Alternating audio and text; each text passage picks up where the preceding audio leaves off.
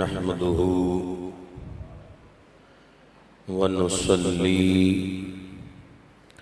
ونسلم على رسوله الكريم وعلى آله وأصحابه عليهم أجمعين. أما بعد فأعوذ بالله من الشيطان الرجيم. بسم الله الرحمن الرحيم. إن الله اشترى من المؤمنين أنفسهم وأموالهم بأن لهم الجنة. إن الله وملائكته يصلون على النبي يا أيها الذين آمنوا صلوا عليه وسلموا تسليما. صدق الله العظيم. الصلاة والسلام عليك يا سيدي يا رسول الله وعلى آلك وأصحابك يا سيدي يا حبيب الله. الصلاة والسلام عليك يا سيدي يا سيدي يا رحمة للعالمين وعلى آلك وأصحابك يا مكين قلوب المؤمنين. الصلاة والسلام عليك يا سيدي يا سيد الثقلين وعلى آلك وأصحابك يا جد الحسن والحسين رضي الله عنهما. میر محفل عزت مواب جناب حجویری صاحب حاجی رفیع الدین حجویری صاحب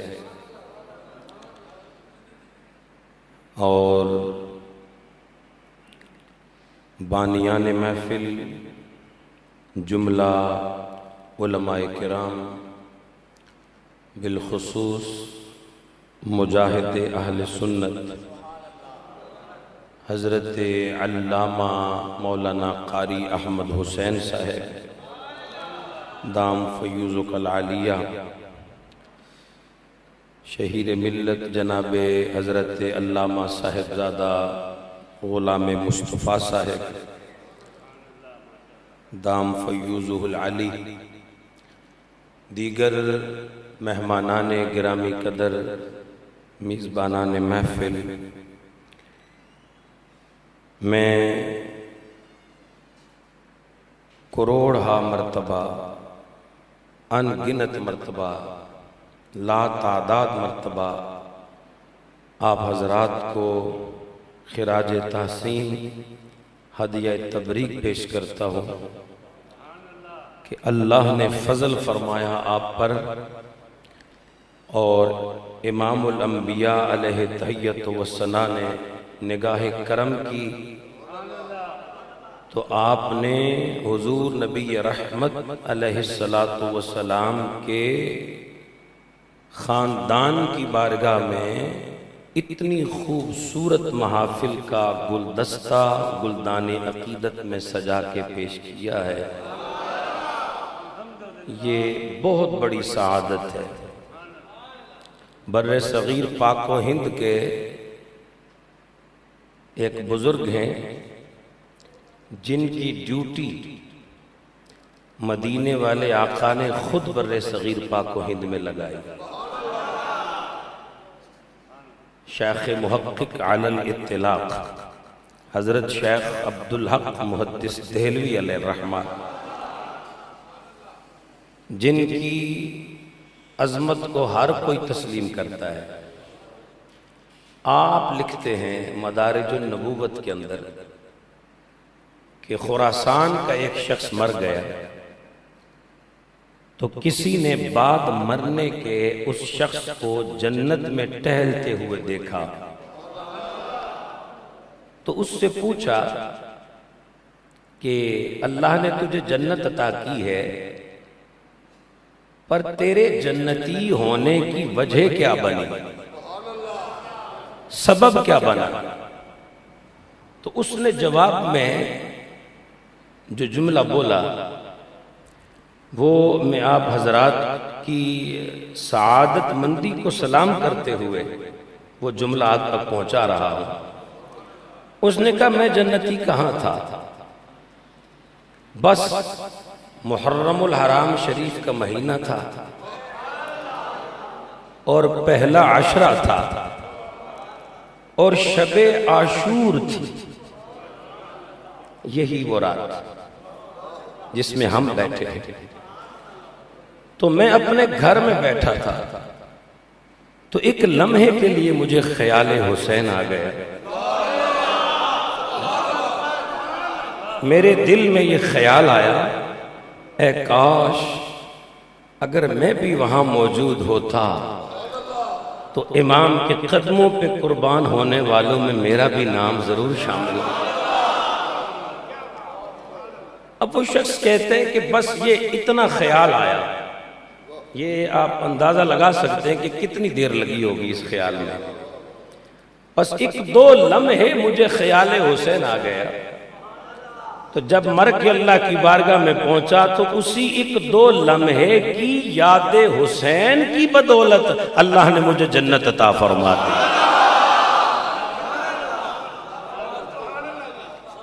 آپ اندازہ فرمائیے کہاں ایک دو لمحے کی یاد حسین اور کہاں 10 روزہ عظیم الشان محافل،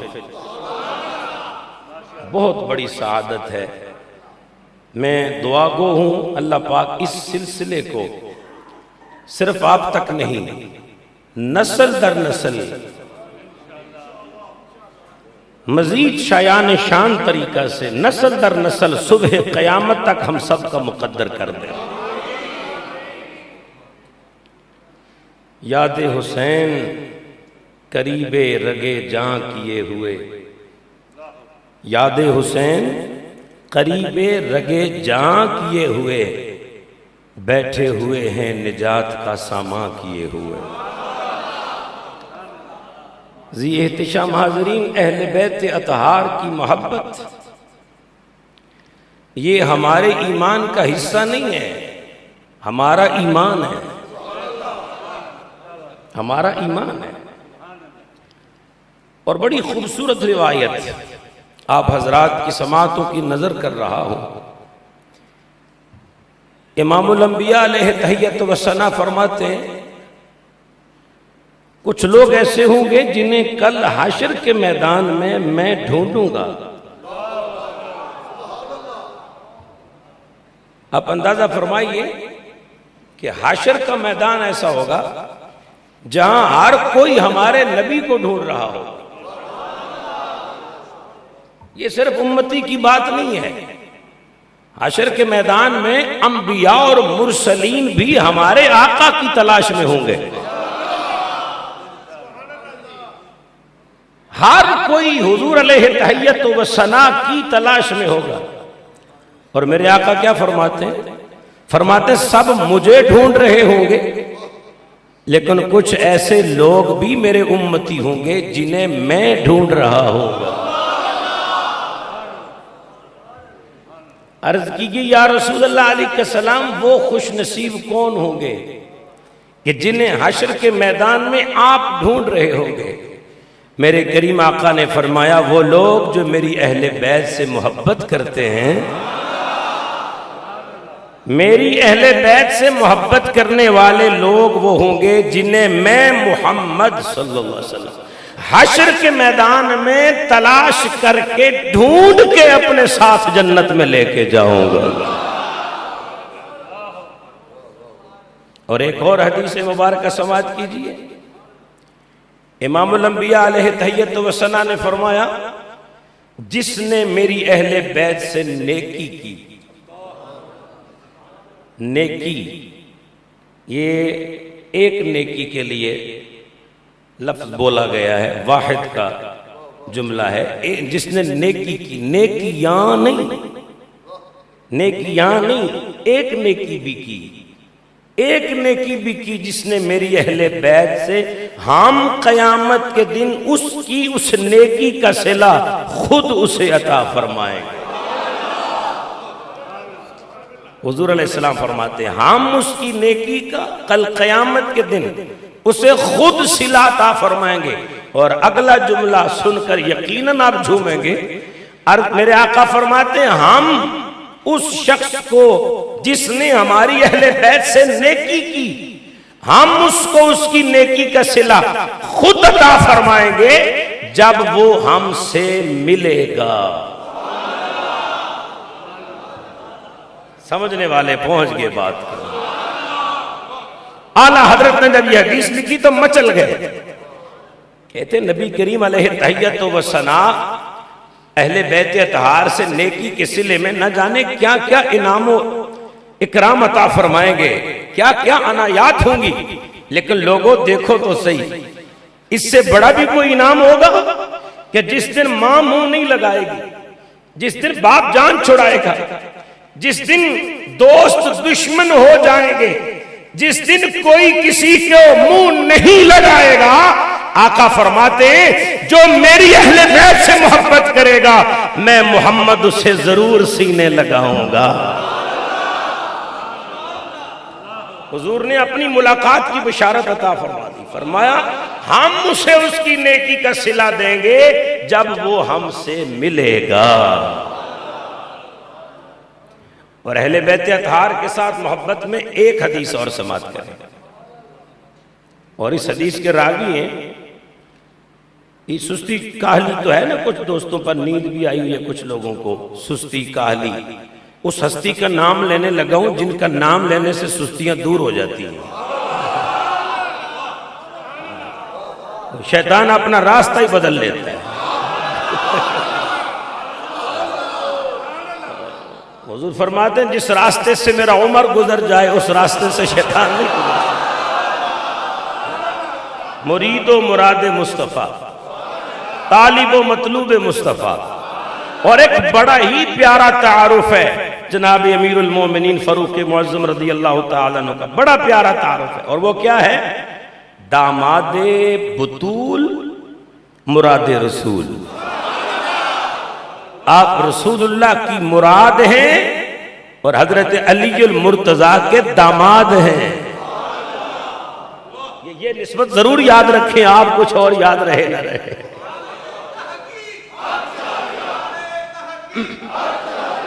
اب جو میں روایت پیش کرنے لگا ہوں اس کے راوی سیدنا فاروق اعظم حضرت عمر ابن خطاب رضی اللہ تعالی۔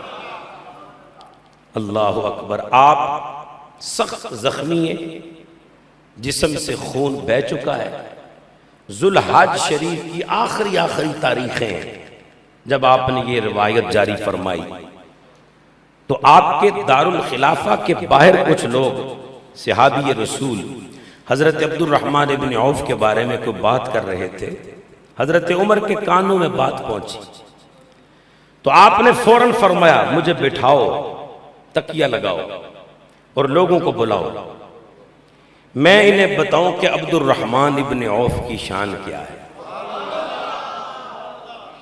تکیہ لگا دیا گیا، آپ کو بٹھا دیا گیا، تب آپ نے لوگوں سے فرمایا لوگوں، ایک مرتبہ میں امام الانبیاء علیہ تحیت و ثنا کے ساتھ تھا، حضور اپنی لخت جگر نور نظر مخدومہ کائنات ملکہ فردوس بری نور نظر رحمت للعالمین سیدہ طیبہ طاہرہ عابدہ ساجدہ راکعہ نیرہ منورہ حضرت سیدہ خاتون جنت بطول زہرا سلام اللہ علیہا، آپ کے گھر حضور جلوہ گر ہوئے تو میں بھی حضور کے ساتھ تھا۔ جب ہم سیدہ پاک کے گھر پہنچے تو شہزادے رو رہے تھے، تو حضور نے پتہ ہے کیا فرمایا؟ جملہ سنیے، میرے نبی نے فرمایا فاطمہ یہ میرے بیٹے رو کیوں رہے؟ آپ نے مزہ نہیں لیا. میرے بیٹے رو کیوں رہے ہیں؟ عرض کی بابا بھوک کی وجہ سے رو رہے ہیں. میرے کریم آقا علیہ السلام نے رخ انور صحابہ کی طرف کیا، فرمایا کوئی ہے جو میرے شہزادوں کو کھانا کھلائے؟ تو سارے یہی جذبہ رکھتے تھے، سب تیار بیٹھے تھے. لیکن جناب عمر پاک فرماتے، فاروق اعظم فرماتے کہ لوگوں سب سے پہلے جو شخص اس خدمت کے لیے اٹھا اس کا نام عبد الرحمن ابن عوف ہے. وہ اٹھے، فوراً گئے، گھر گئے، 2 روٹیاں تیار کروائی اور کچھ اور چیزیں بھی ساتھ شامل کر کے پوری ڈش بنا کے کریم نبی علیہ السلام کی بارگاہ میں پیش کر دیا. میرے آقا نے اپنے شہزادوں کو کھانا کھلایا. اچھا، اب حضور نے فرمایا عبد الرحمن تو نے میری اہل بیت کی خدمت کی ہے،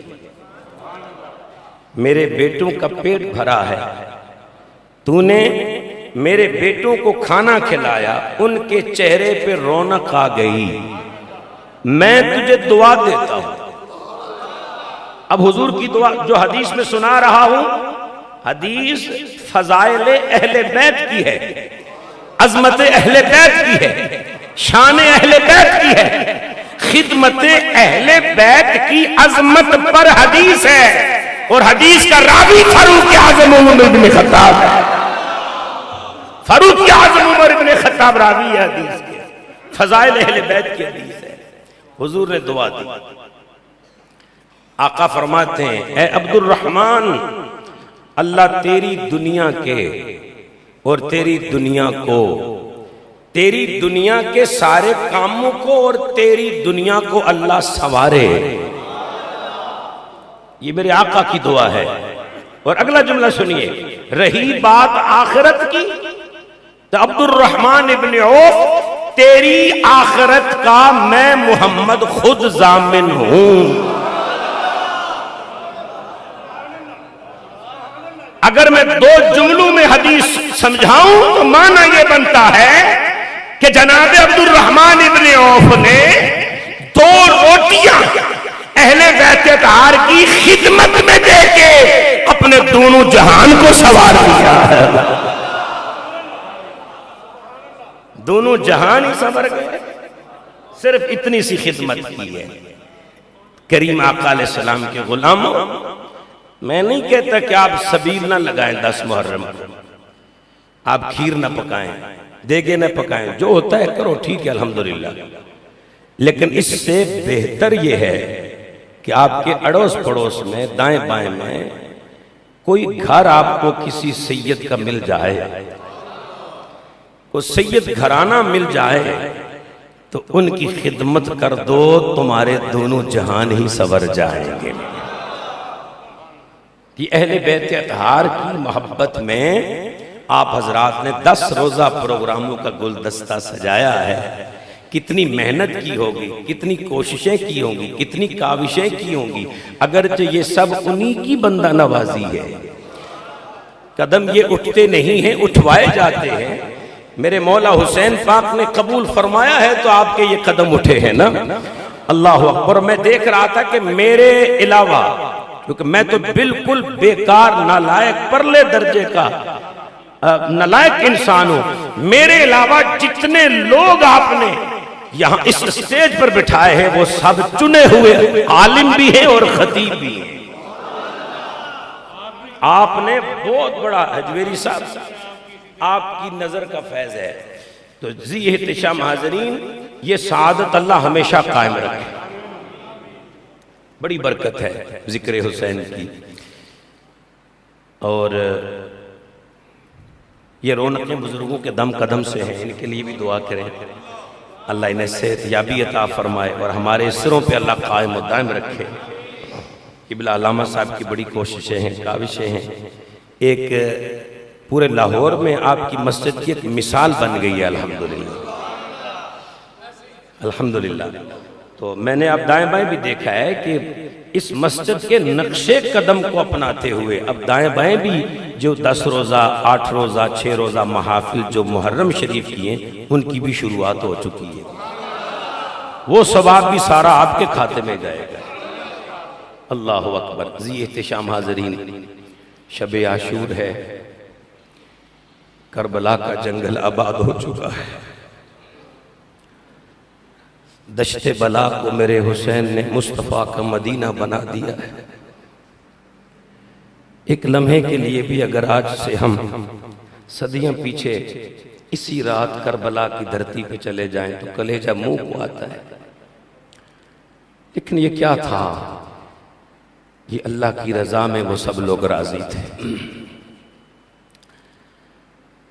میں نے آپ حضرات کے سامنے قرآن کریم کی ایک آیت پڑھی ہے، اس کے تحت کچھ عرض کرنے سے پہلے مقدمہ کے طور پر چند باتیں سماعت فرما لیں، کوشش کروں گا کہ سمجھا پاؤں۔ اللہ کا ایک نظام ہے، نظام قدرت جو چلا آ رہا ہے، اور وہ کیا نظام ہے کہ ہر ادنا اپنے سے اعلیٰ پر قربان ہوتا ہے۔ ہر ادنا اپنے سے اعلیٰ پر قربان ہوتا ہے، ہر مفضول اپنے سے افضل پر قربان ہوتا ہے، ہر نیچے والا اپنے سے اوپر والے پر قربان ہوتا ہے۔ یہ نظام قدرت ہے جس کو کوئی بدل نہیں سکتا ہے۔ میں اس کی ایک مثال دیتا ہوں آپ کو، 4 چیزیں ذہن میں رکھیں۔ پہلی چیز ہے جمادات، دوسری چیز ہے نباتات، تیسری چیز ہے حیوانات، اور چوتھی چیز ہے انسان۔ اب جس ترتیب سے میں نے نام لیا ہے نا، اسی ترتیب سے ان کے درجے بھی ہیں۔ جو جمادات ہیں ان سے افضل نباتات ہیں، جو نباتات ہیں ان سے افضل حیوانات ہیں، اور صرف حیوانات ہی نہیں، اللہ کی ہر مخلوق سے افضل انسان ہے۔ اب میں نے عرض کیا کہ ہر چھوٹا بڑے پر، ادنا اعلیٰ پر قربان ہوتا ہے، اور جب تک وہ ادنا اپنے سے اعلیٰ پر قربان نہ ہو جائے اس کا مقام نکھرتا نہیں ہے، اس کی شان دکھائی نہیں دیتی ہے، اس کا وجود نظر نہیں آتا ہے، قربانی کے بغیر وجود نہیں نظر آتا۔ ادنا اعلیٰ پہ قربان ہوتا ہے اور ہوتا آیا ہے۔ جیسے کہ یہ دیکھیں، جمادات ہیں، زمین ہے، مٹی ہے، پتھر ہے، یہ جامد ہے، یہ سب کچھ۔ اب کتنی خوبصورت ہموار زمین ہوتی ہے، بالکل ہموار، ایک ہی سطح کی۔ آپ کیا کرتے ہیں؟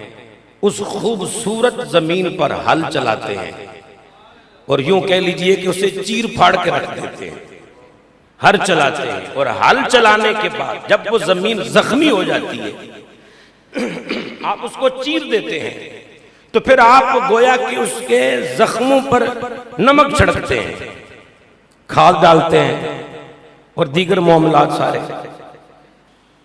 اب کیا ہے، کسی دن اس زمین سے پوچھیں آپ کہ تیرے ساتھ یہ کیا ہوا؟ کتنی ہموار تھی، چٹیل میدان تھی، خوبصورت لگ رہی تھی، یہ تجھے انہوں نے چیر پھاڑ کے رکھ دیا ہے، یہ کیا کیا انہوں نے؟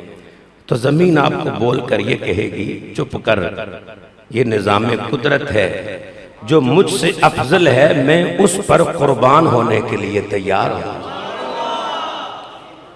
اب وہ زمین جامد ہے، جمادات میں سے ہے، اس سے افضل کیا ہے؟ نباتات۔ آپ نے نباتات کی خاطر زمین کو چیرا، اس کے ٹکڑے کیے، جی جب وہ چر گئی پھر آپ نے نباتات کا بیج اس میں ڈالا، صرف نباتات کے لیے زمین کو چیرا آپ نے، سو پھر وہ بیج آ گئے، پھر بیج سے وہ فصل تیار ہو گئی، شگوفے بن گئے، سٹے لگ گئے، فصل تیار ہوگی، ہرا بھرا کھیت ہے، لہلہاتا کھیت ہے، ایک جانب کھڑے ہو کے دیکھو آنکھیں ٹھنڈی ہوتی ہیں۔ لیکن ایک دن آپ دیکھیں گے کہ اسی لہلہاتے ہوئے کھیت کو بھی جڑوں کے قریب سے کاٹنا شروع کر دیتے ہیں، دراتیاں لے کے اس کو کاٹ دیتے ہیں، وہ سب ہریالی ختم۔ پھر صرف کاٹ کے نہیں چھوڑتے، کاٹتے ہیں اور کاٹنے کے بعد اس کے ٹکڑے کرنے کے لیے مشین میں ڈالتے ہیں، مشین سے اس کو گزارتے ہیں۔ کتنا خوبصورت کھیت تھا، کتنا حسین نظارہ تھا، پھل پھول سجے ہوئے تھے، یہ کیا ہو گیا؟ تو وہ سجا سجایا کھیت بول کے کہتے ہیں پریشان نہ ہو، کوئی مجھ پر قربان ہوا تھا، تو جو مجھ سے افضل ہے میں اس پہ قربان ہونے جا رہا ہوں، میں اس پہ قربان ہونے جا رہا ہوں۔ آپ نے اس کھیت کو کاٹا ہے، مشین میں ڈال کے ٹکڑے کیے ہیں اور چارہ بنایا ہے اس کا، کس کو کھلانے کے لیے؟ حیوانات کو۔ کس کو کھلانے کے لیے؟ حیوانات کو، کیونکہ حیوانات نباتات سے افضل ہے۔ اب حیوانات وہ نباتات کھا رہے ہیں، نباتات اپنی قربانی پیش کر چکے ہیں، اب حیوانات کا وجود ظاہر ہو رہا ہے، وہ جوان ہو رہے ہیں، فربا ہو رہے ہیں۔ لیکن آپ دیکھیں کہ مارکیٹ میں ہر روز سینکڑوں حیوانات بھی کٹ رہے ہیں، قربان ہو رہے ہیں، بکریاں ہیں، گائے ہیں، حلال جانور ہر روز قربان ہو رہے ہیں۔ تو میں نے پوچھا ان جانوروں سے تمہارے ساتھ کیا بیتی ہے؟ انہوں نے کہا ہمیں نہ دیکھو، ہم سے پیچھے گزری ہوئی تاریخ کو دیکھو، ہر کوئی قربان ہونے کے لیے ہی آیا ہے، تو جو ہم سے افضل انسان ہے ہم اس انسان پر قربان ہو رہے ہیں، انسان پر قربان ہو رہے ہیں۔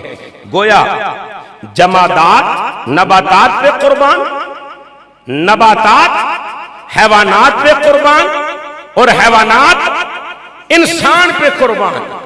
کیوں؟ اس لیے کہ نباتات جمادات سے افضل، حیوانات نباتات سے افضل، اور انسان حیوان سے افضل۔ اب جب باری انسان کی آئی تو قدرت کی آواز آئی، انسان فخر نہ کرنا، تو افضل ہے، شان والا ہے، پر یاد رکھنا تکبر نہ کرنا، تجھ سے بھی افضل کوئی ہے، تجھ سے بھی بہتر کوئی ہے، تجھ سے بھی افضل کوئی ہے۔ جس طرح جمادات نباتات پہ قربان ہوئے، نباتات حیوانات پہ قربان ہوئے، حیوانات انسان تجھ پہ قربان ہوئے، اب تو بھی تیاری کر لے، تجھ سے افضل تیرا خدا ہے، خدا پہ قربان ہونے کے لیے تو بھی تیار ہو جا۔ یہ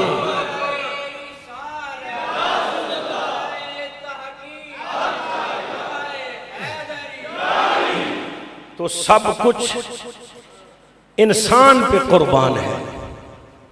انسان کی جان بڑی قیمتی ہے، انسان کی جان بڑی قیمتی ہے، خدا کی قسم بڑی قیمتی ہے۔ کیوں میں نے قسم اٹھائی؟ انسان کی جان اس لیے قیمتی ہے کہ جان بچانا فرض ہے، جان بچانا فرض ہے۔ آپ بیمار ہیں نا تو پانی ٹھنڈا ہے، وضو کرنا ہے، اب شریعت کا حکم ہے کہ وضو کے بغیر نماز کے قریب نہیں جانا، فرض ہے وضو، لیکن آپ کی جان کو خطرہ ہے، اللہ فرماتا میرا فرض چھوڑ اپنی جان بچا، میرا فرض چھوڑ اپنی جان بچا۔ آپ کو پتہ ہے کہ اضطرار کی حالت میں، مجبوری کی حالت میں حرام کھانا جائز ہوتا ہے، مردار کھانا جائز ہوتا ہے، جس کی طرف دیکھنا بھی جائز نہیں ہے، لیکن تیری جان پر بن گئی نا، تیری جان جانے لگی، اللہ فرماتا ہے میں اپنا فیصلہ بدل دیتا ہوں، میں اپنا حکم بدل دیتا ہوں، کھا لے حرام جان بچا لے،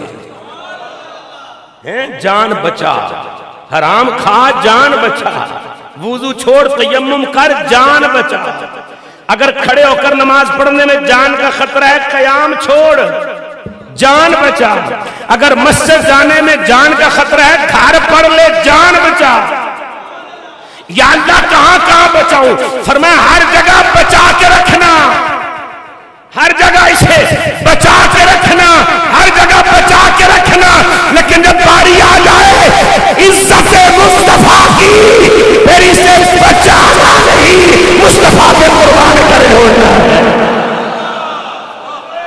پھر بچانا نہیں پھر قربان کرنا ہے۔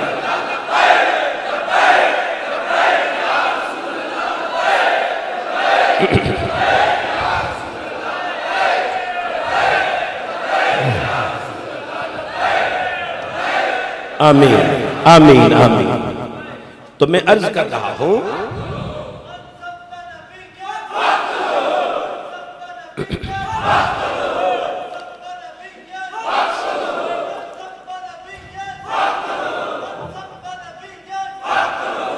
کیا کیا کتنی قیمتی ہے یہ جان، کتنی قیمتی ہے یہ جان۔ فرمایا میرا فرض چھوڑ جان بچا، میرا حکم چھوڑ جان بچا، جان بچا، جان تیری بڑی قیمتی ہے۔ اللہ اکبر۔ پتہ ہے کیوں قیمتی ہے؟ میں کہتا ہوں میری جان، آپ کہتے ہیں میری جان، مولوی صاحب کہتے ہیں میری جان، پیر صاحب کہتے ہیں میری جان، سر درد ہو جائے ہائے میری جان گئی، کوئی پریشانی آ جائے ہائے میری جان گئی، میری جان میری جان۔ اللہ فرماتا ہے چپ کر، تیری کوئی نہیں، یہ جان تیری کوئی نہیں۔ میں سمجھا دوں، اگر یہ میری ہی ہے تو جب کوئی خودکشی کر لیتا ہے، سوسائیڈ کر لیتا ہے، تو پھر اس کے لیے یہ حرام کیوں ہوتا ہے؟ خودکشی کرنا حرام ہے نا؟ کیوں حرام ہے؟ اس نے کسی کی جان لی ہے، بھائی اپنی تو جان لی ہے، تو جب میری ہے تو میں نے اپنی ہی کو مارا ہے، تو حرام کیوں ہے؟ ناجائز کیوں ہے؟ پھر میرے لیے یہ خودکشی ناجائز اور حرام کیوں بن گئی؟ بھائی میں نے کسی کی تھوڑی جان لی ہے، میری ہی جان تھی تو میں نے لے لی، میری ہی جان تھی تو میں نے لے لی، حرام کیوں ہو گئی؟ گناہ کیوں ہو گیا؟ آواز قدرت آتی ہے، بندے جسم تیرا ہے جان تیری نہیں ہے، جسم تیرا ہے جان تیری، یا اللہ یہ کس کی ہے؟ رب تبارک و تعالیٰ نے فرمایا النبی اولا بالمؤمنین من انفسہم، فرمایا مت کہنا میری میری، یہ تیری نہیں ہے۔ یا اللہ کس کی ہے؟ فرمایا جسم تیرا ہے، جان حسین کے نانے کی ہے، جسم تیرا ہے، جان مدینے والے کی ہے، یا یوں کہہ لیجئے جسم تیرا ہے، تیری جان کا مالک تو نہیں ہے، اس جان کا مالک مدینے والا ہے۔ خودکشی حرام کیوں ہوئی پھر؟ اس لیے کہ تو نے اپنی ملک میں نہیں مصطفیٰ کی ملک میں ہاتھ ڈالا ہے، یہ جان تیری نہیں ہے۔ رب تبارک و تعالیٰ نے فرمایا ان اللہ اشتری من المؤمنین انفسہم واموالہم بان لہم الجنہ۔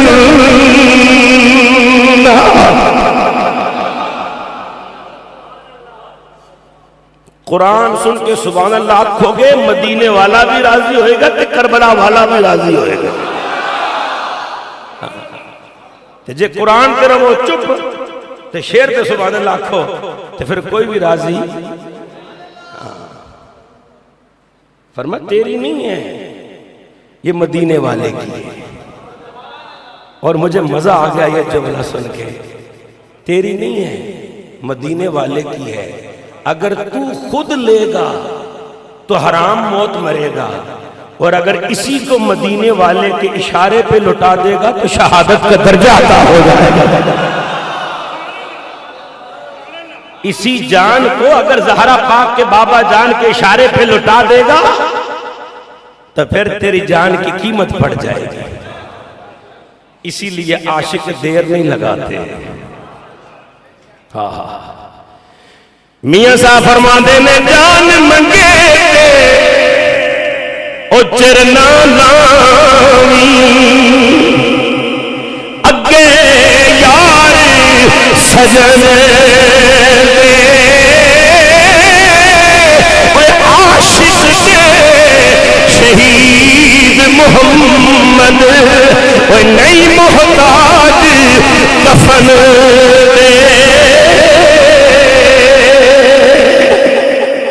آپ فرماندے نے جے تو چاہے مومن بننا تے پھر لے پلہ سجن دا، وہ جان منگے گے چرنا لاوی، صرفہ کرینا تن دا۔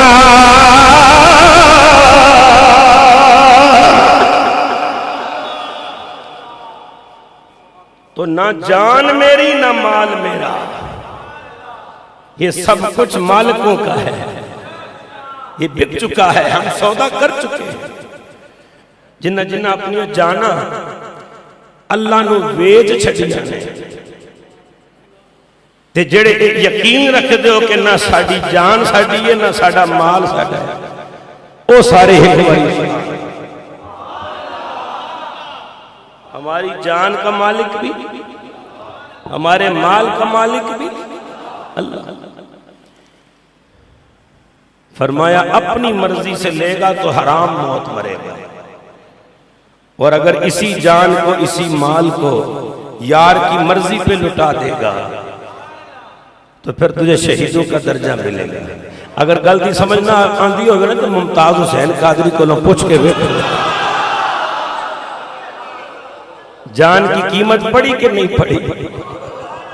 حضرت قبلہ پیر سید حسین الدین شاہ صاحب دام فیضہ العالی وقت کے محدث ہیں، استاد المحدثین ہیں، لیکن ممتاز حسین قادری کو سلوٹ کرنے کے لیے جیل میں گئے۔ کہنے لگے غازی بیٹے کیسا وقت گزر رہا ہے جیل میں؟ اس نے کہا حضور جیل نہ کہو۔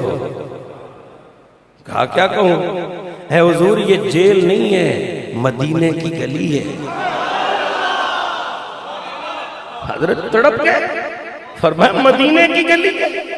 کہا حضور 3 مہینے ہو گئے آئے ہوئے، جس دن سے آیا ہوں اس دن سے لے کر آپ کے آنے کے اس لمحے تک 12 مرتبہ مصطفیٰ کی تشریف لا چکے ہیں۔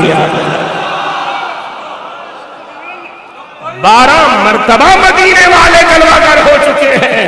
تو جہاں مدینے والے کا آنا ہو جانا ہو، وہ مدینے والے کی جو گزرگاہ ہوتی ہے وہ جیل نہیں ہوتی، وہ مدینے کی گلی ہوتی ہے جو ان پہ لٹتے ہیں۔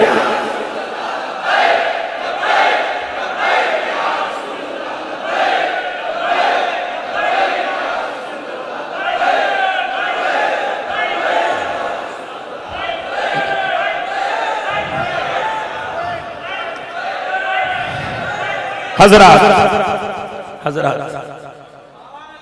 یہ ان سے پوچھو جنہوں نے یار کی مرضی پہ لٹائی ہے نا۔ یہ غازی مرید حسین ہے علیہ الرحمہ، چکوال کے قریب آپ کا مزار شریف ہے۔ تو آپ کا جب وصال ہوا تو آپ کے جو مرشد تھے وہ سیال شریف کے خلیفہ تھے، پیر صاحب چاچڑا شریف والے، انہوں نے آپ کی نماز جنازہ پڑھائی۔ تو نماز جنازہ پڑھانے کے بعد پیر صاحب حاضرین سے مخاطب ہوئے اور کہنے لگے کہ حاضرین بگوش دل، دل کے کانوں سے میری ایک بات سنیے۔ سب سراپا گوش ہو گئے، حضور فرمائیے۔ فرمایا مدینے والے آقا کا پیغام آیا ہے۔ امام الانبیاء علیہ تحیت و ثنا کا فرمان ہوا ہے. حضور کیا فرمان ہوا ہے؟ میرے نبی نے فرمایا سب کو بتا دو کہ اللہ نے مرید حسین کو اس شان سے قبول فرمایا ہے کہ اللہ نے وعدہ کیا ہے کہ مرید حسین کی قبر سے لے کر بیت اللہ تک اس سید میں قیامت تک جو بھی دفن ہوگا میں اس کو بلا حساب جنت عطا فرماؤں گا.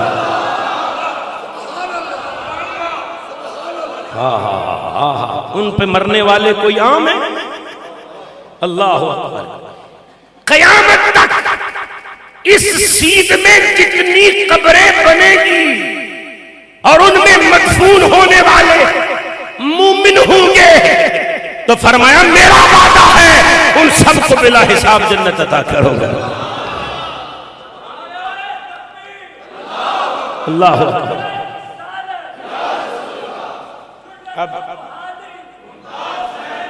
اب حضرات میں ضمناً یہ بات کہہ رہا ہوں، یہ جو اہل تشیع ہے نا، ان کا ایک عقیدہ یہ ہے، میں کوئی الزام تراشی نہیں کر رہا، اٹیک نہیں کر رہا، صرف عقیدہ بتا. ان کا ایک عقیدہ یہ ہے کہ امام عالی مقام، امام عرش مقام، سید الشہداء حضرت امام حسین رضی اللہ تعالی عنہ کا جہاں روضہ پاک ہے، آپ کے روضہ پاک کے چاروں اطراف میں 15 میل تک جو مومن دفن ہوتا ہے، حسین پاک کا ہمسایہ ہونے کی وجہ سے اللہ بغیر حساب کی اسے بخش دیتا ہے. بالکل سبحان اللہ بنتی ہے، کہنا چاہیے.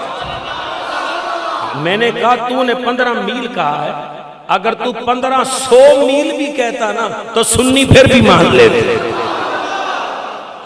ہم سنی پھر بھی مان لیتے، ہم تو نسبتوں والے لوگ ہیں نا. لیکن میں یہاں رک کر صرف اتنا پوچھوں گا، حسین کو اور حسین کے روزے کو اور حسین کے ہمسائے کو جتنی شانیں ملی ہیں کس کی وجہ سے ملی ہیں؟ یا امام الانبیاء علیہ تحیت و ثنا کی بدولت ملی؟ امام الانبیاء علیہ تحیت و ثنا کی وجہ سے ملی ہے؟ تو میں صرف اتنا کہنا چاہتا ہوں کہ شاید کہ تیرے دل پہ میری بات اثر کر جائے اور حقیقت تجھ پہ واضح ہو جائے اور تو صراط مستقیم پہ آ جائے.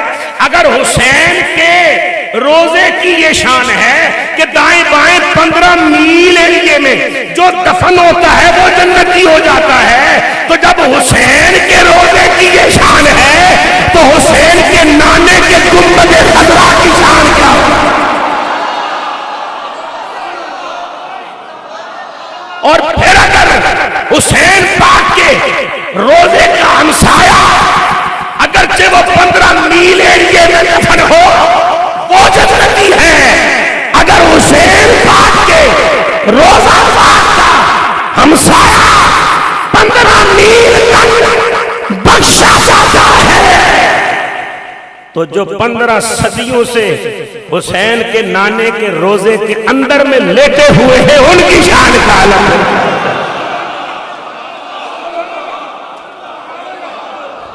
بات سمجھ کر چلیے. جنت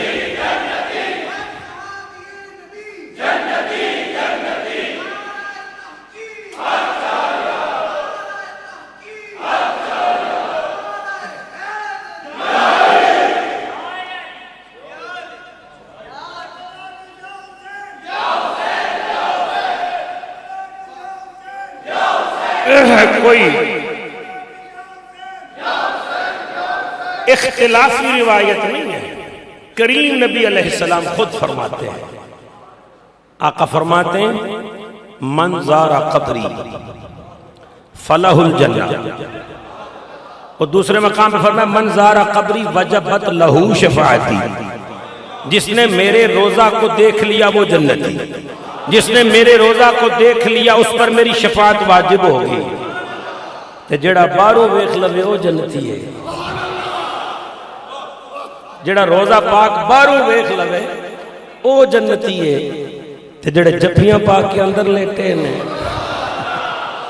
میں پنجابی جملہ بولیا کچھ بندیاں سبحان اللہ نہیں آکی میں کہ شاید بول. میں آپ کو قسم دے کے کہتا ہوں خدا کی قسم دشمن بھی ہونا اگر اور ہو سچ بولنے والا اس سے بھی یہ سوال پوچھیں آپ اس وقت فی الوقت موجودہ حال میں اس گھڑی اس لمحے اس ساتھ اس وقت بھی میرے نبی کے سب سے زیادہ قریب کون ہے؟ پوچھو کسی سے پوچھو. دشمن بھی ہونا اگر سچ بولنے والا تو وہ یہی کہے گا عاشق اکبر عتیق و اطہر سیدنا صدیق اکبر. اللہ اکبر. تو فرمایا جان خود لے گا حرام موت مرے گا اور اگر جان یار کے اشارے پہ قربان کرے گا تو پھر شہید ہوگا درجہ پائے گا مقام پائے گا. جان بڑی قیمتی ہے.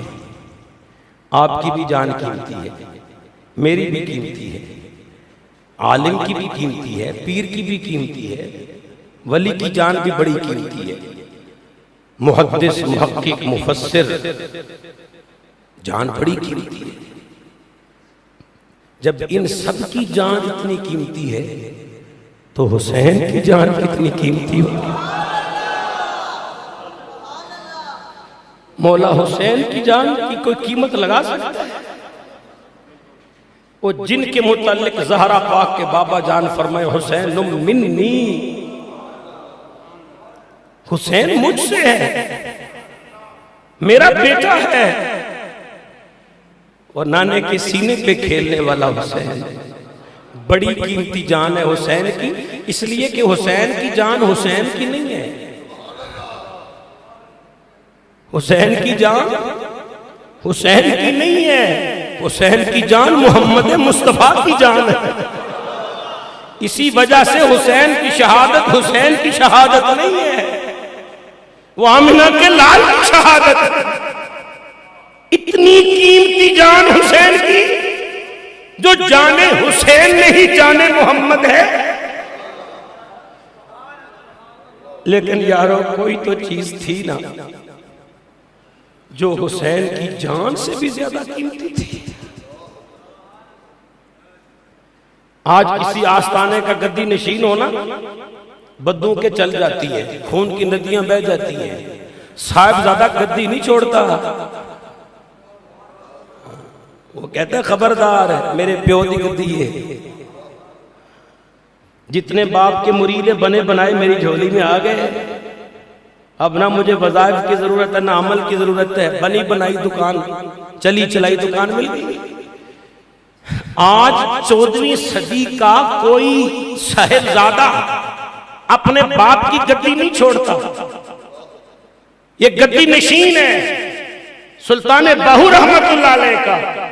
یہ گدی نشین ہے داتا علی حجویری رحمت اللہ علیہ کا. یہ گدی نشین ہے اعلیٰ حضرت میرے علی شاہ گول نبی رحمت اللہ علیہ کا. یہ گدی نشین ہے اعلیٰ حضرت شیر ربانی کا. میں سب گدی نشینوں کو سب گدیوں کو صدا سلام عقیدت پیش کرتا ہوں اور یہ ساری گدیاں قربان ہو جائیں حسین تیری نالین کے ذرے پر. اس لیے کہ تو اس نبی کا گدی نشین تھا جو نبی سارے نبیوں کا امام بن کے آیا جو نبی امام الانبیاء بن کے آیا جو نبی تمام رسولوں کا سید و سرور بن کے آیا جو نبی رب کا حبیب بن کے آیا جگ کا طبیب بن کے آیا. حسین تو کوئی عام گدی نشین نہیں ہے تو مصطفیٰ کریم کا گدی نشین ہے.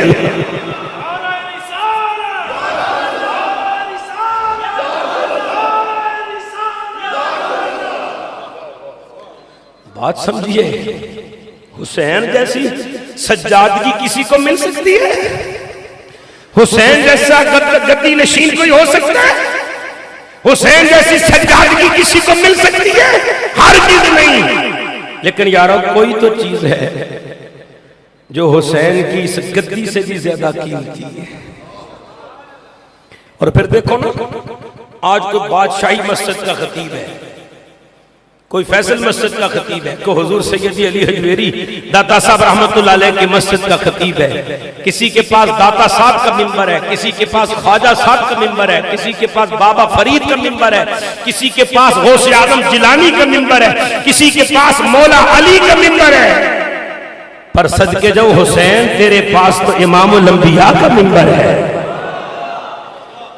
مولا حسین مسجد نبوی کے خطیب ہیں، اپنے نانا جان کے منبر پر خطبہ دیتے ہیں، مصطفیٰ کریم علیہ السلام کے مصلی کے امام ہیں، گدی نشین زہرا پاک کے بابا جان کے، جان نشین اپنے نانا جان کے، اور مدینے کے باسی نہیں ہیں، مدینے کے وارث ہیں،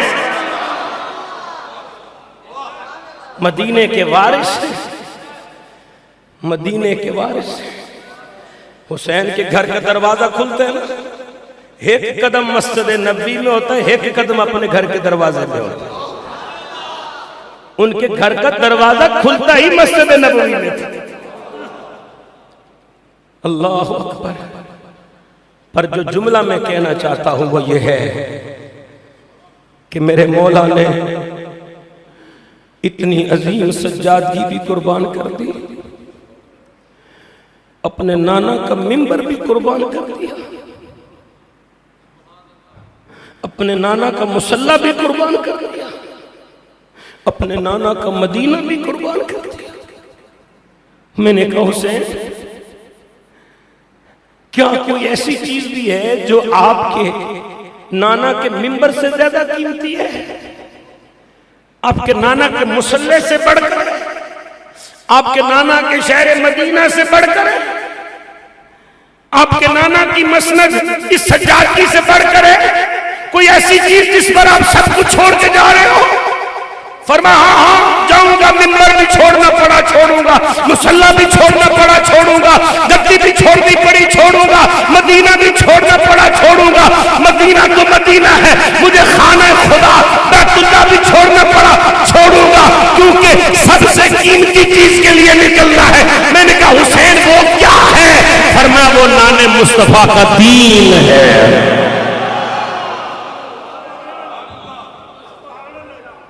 وہ نان مصطفیٰ کا دین ہے۔ دین است حسین، حسین دین ہے، مت کوئی حسین کو دنیا سمجھے۔ حسین کا مدینے میں رہنا بھی دین تھا، اور حسین کا مدینہ چھوڑنا بھی۔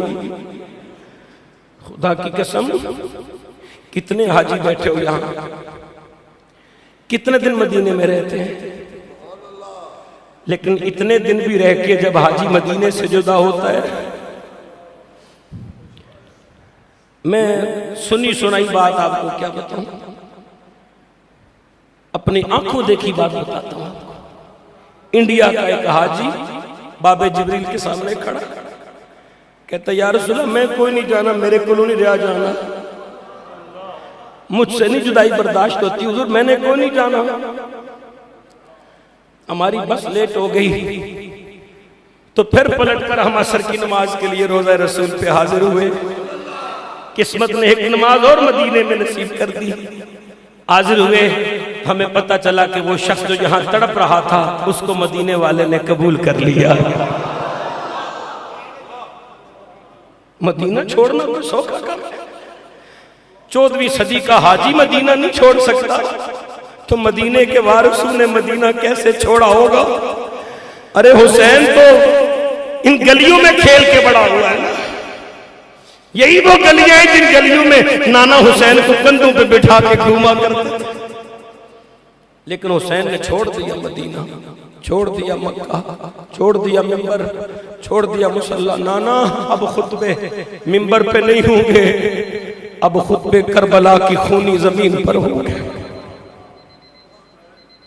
اور میں نے روایت پڑھی ہے کہ آپ کو صحابہ نے روکا کہ اپنا جائیے، کوفی لا یوفی ہے، اور کچھ لوگ صحابہ پہ بڑا اعتراض کرتے، جب مولا حسین نے چھوڑا تھا نا مکہ اور مدینہ، اس وقت حضرت علی المرتضیٰ رضی اللہ تعالی عنہ کی 1.5 درجن اولادیں موجود تھی.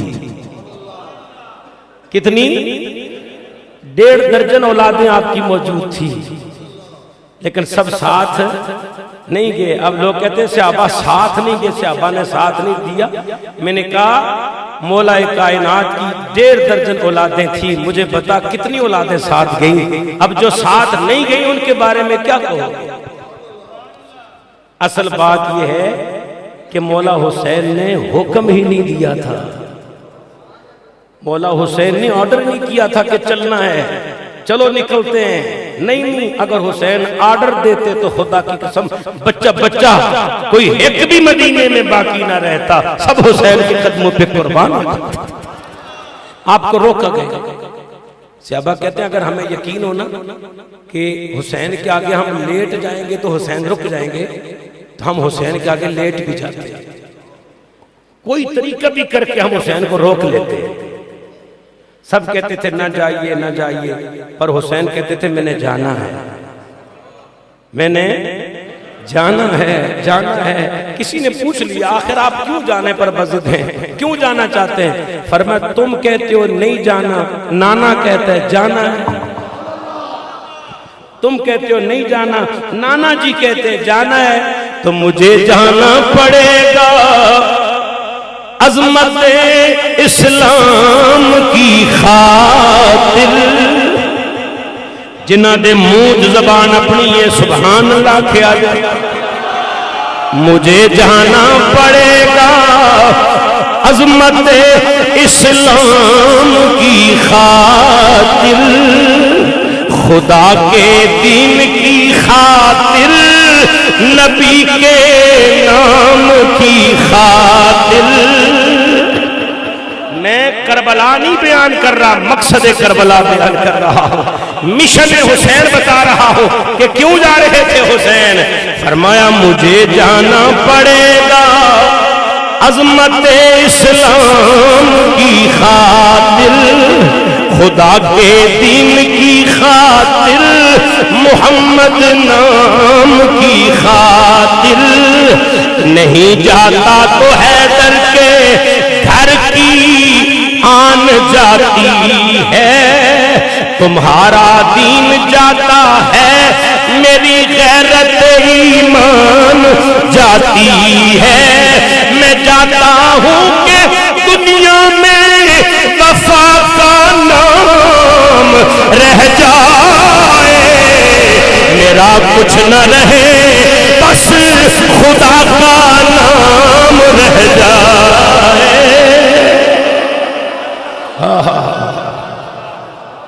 میں جاتا ہوں کہ دنیا میں وفا کا نام رہ جائے، میرا کچھ نہ رہے بس خدا کا نام رہ جائے.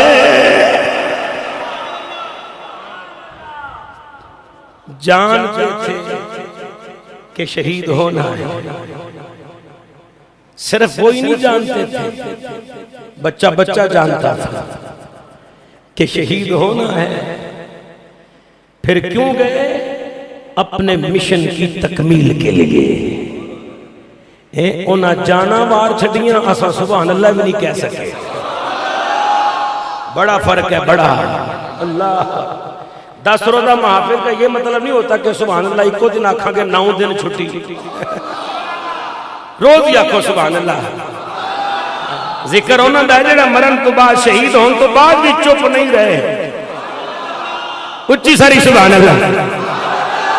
مکہ چھوڑا، مدینہ چھوڑا، نانا جان کا روزہ چھوڑا، اماں جان کی قبر اطہر چھوڑی، اللہ اکبر، بیت اللہ چھوڑا. بیت اللہ چھوڑتے وقت آسمان کی طرف نگاہ اٹھا، یا اللہ جا رہا ہوں، اور دعا پتہ ہے کیا مانگی؟ تیرے دین کی خیر ہو یا الہی، حسین کے مشن کے لیے سبحان اللہ کو مشن تیرے دین کی خیر ہو یا الہی میں آؤں گا کشتی کنارے لگا میں آؤں گا کشتی کنارے لگا یہ عباس یہ قاسم بھانجے بھتیجے تیرے پاس پہنچیں گے گردن کٹا کے میں آؤں گا کشتی کنارے لگا کے میں آؤں گا کشتی کنارے. ایک روایت میں آتا ہے کہ چاروں طرف سے لوگ حرم شریف میں آ رہے تھے حج کے لیے. حج کا موسم تھا. ایک روایت میں یہ ہے کہ امام حج کر کے نکلے, یہ بھی ایک روایت ہے. اور ایک روایت یہ کہ 8 ذی الحج کو نکلے, حج کے این موقع پر نکلے. لوگ حج کے لیے حرم آ رہے تھے اور حرم کے امام حرم کو چھوڑ کے جا رہے تھے. کسی نے کہا حسین حج کا موسم ہے, لوگ حج کے لیے آ رہے ہیں, آپ کدھر جا رہے ہیں؟ فرمایا حج کرو, اللہ تمہیں مبارک کرے. تم حج کرنے آ رہے ہو, میں حج کو بچانے جا رہا ہوں. حسین کا مشن کوئی عام مشن تھا. حسین کی جان کوئی عام جان ہے. اس جان سے قیمتی بھی کیا ہے, نان مصطفیٰ کا دین ہے. ایک خطبہ میں آپ کو سنا چکا اور 2 خطبے میں نے مولا کے سنانے ہیں آپ کو اور بات ختم کر دینی ہے. دوسرا خطبہ یہی رات, یہ شب عاشور. شب عاشور بھی آگے گزر چکی ہے. کیا ٹائم ہوا؟ شب عاشور شاید اللہ ہی بہتر جانتا ہے, شاید یہی گھڑیاں ہوں گی. لیکن اس سے پہلے میں ایک بات عرض کروں. ابھی مولا نے نا عصر کی نماز پڑھی تو سواریوں گھوڑوں کے ہن ہنانے کی آواز آئی. تو میرے امام اپنے خیمے سے باہر نکلے دیکھنے کے لیے کہ گھوڑوں کی آواز کیسی ہے. ابھی شب عاشور شروع نہیں ہوئی ہے. جب باہر نکلنے لگے تو حضرت غازی عباس تشریف لے آئے. کہنے لگے امام آپ کدھر جا رہے ہیں؟ کہا بھائی گھوڑوں کی آواز آ رہی ہے, دیکھنا چاہتا ہوں کہاں سے آ رہی ہے. کہا رکیے میں آپ کو ایک بات بتاؤں. کہا بھائی عباس بتائیے. کہا میں نے اپنے بابا حضرت علی المرتضیٰ سے ایک بار ایک سوال پوچھا. کہا کیا سوال پوچھا تھا, کیا جواب ملا تھا؟ کہتے میں نے آپ سے پوچھا کہ اے مولا کل کائنات مجھے یہ بتائیے کیا ہاتھ کے ہوتے ہوئے آنکھ زخمی ہو سکتی ہے؟ میں نے حضرت علی پاک سے پوچھا تھا کیا ہاتھ کے ہوتے ہوئے آنکھ زخمی ہو سکتی ہے؟ امام فرماتے پھر بابا نے کیا جواب دیا؟ تو کہتے مولا کائنات نے فرمایا عباس ہاتھ کے ہوتے ہوئے کبھی آنکھ زخمی نہیں ہوتی ہے. ہاتھ کسی چیز کو آنکھ کے قریب آنے نہیں دیتا. ہم ہر شر کو اپنے ہاتھ سے روک لیتے ہیں, آنکھ کے قریب نہیں آنے دیتے. اور اگر اتنا نہ کر سکے تو ہاتھ ہی اپنی آنکھ کے اوپر رکھ دیتے ہیں, پر ہاتھ کے ہوتے ہوئے آنکھ زخمی نہیں ہوتی. تو امام پاک فرمانے لگے عباس اس موقع پر تجھے یہ فرمان سنانے کی ضرورت کیوں پڑی ہے؟ کہا میرے بھائی حسین جس طرح ہاتھ کے ہوتے ہوئے آنکھ زخمی نہیں ہو سکتی نا, عباس کے ہوتے ہوئے تو حسین بھی زخمی نہیں ہو سکتا. جس طرح ہاتھ کے ہوتے ہوئے کوئی تنکا آنکھ تک نہیں پہنچ سکتا, جس طرح ہاتھ کے ہوتے ہوئے کوئی شر آنکھ تک نہیں پہنچ سکتا, عباس کے ہوتے ہوئے بھی کوئی شر آپ تک نہیں پہنچ سکتا. آپ رکیے میں دیکھوں گا کون آتا ہے اور کیسے آتا ہے.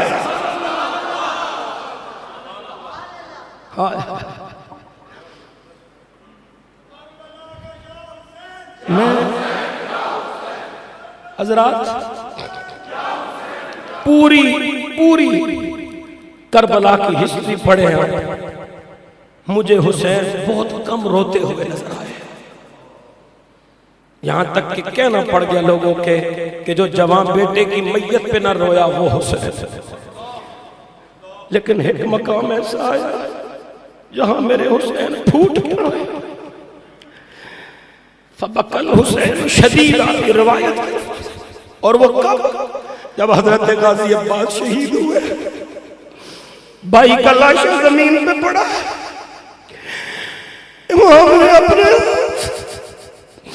اپنے ہاتھ حضرت عباس کے سینے پہ رکھے اور پھر روتے ہوئے اپنا چہرہ آسمان کی طرف کر کے کہا الان انکسر ظہری، اے اللہ اب حسین کی کمر ٹوٹ گئی، اب حسین کی کمر ٹوٹ گئی، اب حسین کی کمر ٹوٹ گئی۔ بھائیاں آج محمد بخشا کون کسے دے؟ آپ نے فرمایا جاؤ غازی عباس، اگر یزیدی فوج ہے تو انہیں کہو کہ ہمیں ایک رات کی مہلت دو۔ یہ جو شب عاشور ہے نا، یہ حسین نے مانگ کر لی تھی، اور پتہ کس لیے لی تھی؟ اچھا عباس کو ادھر بھیجا کہ جاؤ انہیں کہو ہمیں ایک رات چاہیے، اور ادھر جب عباس نکلے نا تو ادھر سر سجدے میں رکھ لیا، یا اللہ تو جانتا ہے نا مجھے تیری عبادت سے اور تیرے قرآن کی تلاوت سے کتنی محبت ہے، یا اللہ یہ رات میں نے صرف قرآن کی تلاوت کے لیے اور تیری عبادت کے لیے مانگ کر لی۔ اللہ اکبر، کتنے عابد ہیں محمد کے گھرانے والے، کتنے صابر ہیں محمد کے گھرانے والے، کتنے شاکر ہیں محمد کے گھرانے والے۔ پوری رات خیمے سجے ہوئے ہیں، ان خیموں کے اندر بہنیں بھی موجود ہیں جنہوں نے صبح بھائیوں سے بچھڑ جانا ہے، ان خیموں کے اندر بیٹے بھی موجود ہیں جنہوں نے صبح اپنی ماں سے بچھڑ جانا ہے، ان خیموں کے اندر مائیں بھی موجود ہیں جنہوں نے صبح اپنے لاڈلوں سے بچھڑ جانا ہے، ان خیموں کے اندر بیویاں بھی موجود ہیں جنہوں نے اپنے شوہر سے صبح بچھڑ جانا ہے۔ جدائیاں پڑ جائیں گی، آخری رات ہے، ہر کوئی جانتا ہے آخری رات ہے، صبح جدائی پڑ جانی ہے، صبح شہادتیں ہو جانی ہے، لیکن سچ کے جاؤں کسی ماں کے دل میں یہ خیال نہیں آیا چلو آخری رات ہے میں اپنے بیٹے سے 4 باتیں کر لیتی ہوں، کسی بیوی کے دل میں یہ خیال نہیں آیا میرے شوہر کی آخری رات ہے میں شوہر سے کوئی دکھ سکھ کر لیتی ہوں، کسی بیٹے کے دل میں نہیں آیا میں اپنی ماں سے کوئی بات کر لوں، کسی بھائی کے دل میں نہیں آیا میں اپنی بہن سے کوئی بات کر لوں، میں نے صبح بچھڑ جانا ہے، رب کعبہ کی قسم ساری رات ہے، بہن اپنی جگہ قرآن کھول کے بیٹھی ہے، بیوی اپنی جگہ عبادت میں مصروف ہے، ماں اپنی جگہ سجدے میں پڑی ہوئی ہے، بیٹے اپنی جگہ اپنے رب کو راضی کرنے میں لگے ہوئے ہیں۔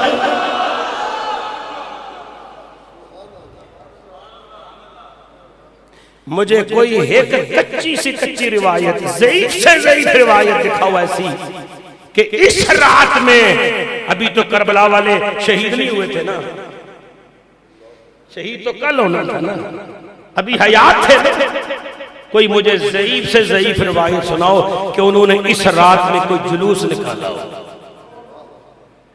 اس رات میں کوئی سینہ کودی دی ہو، انہیں پتا تھا نا ہمارے ساتھ کیا ہونے والا ہے، تقدیریں پڑھ کے آئے تھے، نہیں کوئی ثابت نہیں کرے گا، ضعیف روایت بھی آپ کو نہیں ملے گی، لیکن میں سچی سچی صحیح روایت ثابت کر کے دکھا رہا ہوں آپ کو، ساری رات حسینی خیموں میں خدا کی عبادت اور بندگی ہوتی رہی۔ اور میں ایک جملہ بڑا قیمتی دے رہا ہوں آپ کو، آپ بھی بڑے قیمتی لوگ ہیں، بڑے قیمتی لوگ ہیں، اور جملہ بھی بڑا قیمتی ہے، ہم اور ہیں وہ اور تھے، ہم اور ہیں وہ اور تھے۔ ہمارے تو ہمسائے میں کوئی مر جائے تو ہماری نماز چھوٹ جاتی، ہمارے تو سر میں درد ہو جائے تو ہماری نماز قضا ہو جاتی، ہمارے تو خاندان میں کوئی مر جائے تو ہماری نماز قضا ہو جاتی ہے، ہمیں کوئی پریشانی آئے عبادت چھوٹ جاتی ہے۔ لیکن کتنے عابد ہیں محمد کے گھرانے والے، کتنے کامل ہیں محمد کے گھرانے والے، ہم پر مصیبت آئے عبادت گھٹ جاتی ہے، ان پر جتنی مصیبتیں بڑھتی گئی اتنی عبادتیں بھی بڑھتی چلی گئی، جتنی مشکلیں بڑھتی گئی اتنی عبادتیں بڑھتی گئی، جتنی مصیبتیں بڑھتی گئی اتنے سجدے بڑھتے گئے۔ میں نے کہا حسین کیا کر رہے ہو؟ کہتے قرآن کی تفسیر کر رہا۔ رب تبارک و تعالیٰ نے فرمایا یا ایھا الذین آمنوا استعینوا بالصبر والصلاۃ ان اللہ مع الصابرین۔